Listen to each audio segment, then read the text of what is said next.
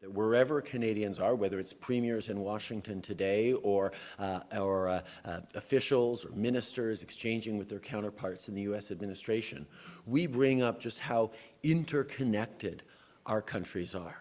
And the fact, for example, that we're talking about potential job losses in the U.S. Based on these tariffs on steel and aluminum is not mere speculation. We know that that will happen because that's exactly what happened last time tariffs were brought in on steel and aluminum in 2018.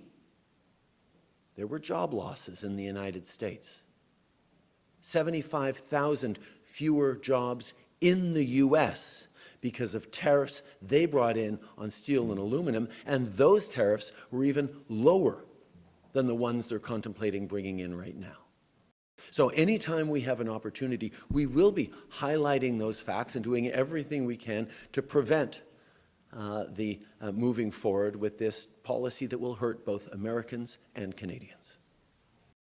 Canada will respond as appropriate in a calibrated but extremely strong way, regardless of what the U.S. moves forward with.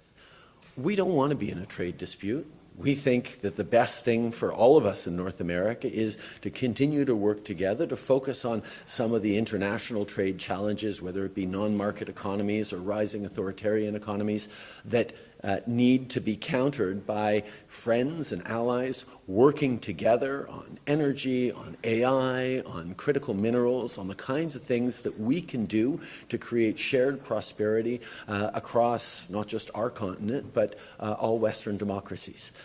This is our focus. If we have to take some time to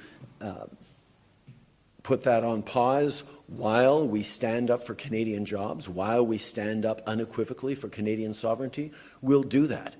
It's not our choice. We don't want to be doing that, but we will, regardless of the level of tariffs that eventually the administration might move forward on.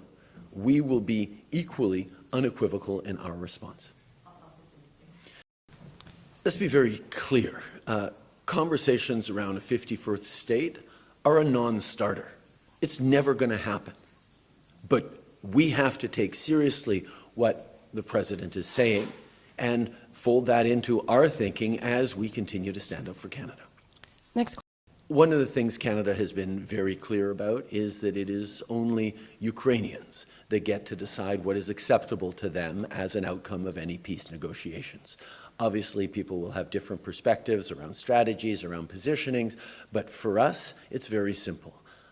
Ukrainians are busy defending their sovereignty, their democracy. They're busy standing up for the rule of law as it applies in all of our democracies. Ukrainians get to decide what the outcome of that peace process must be.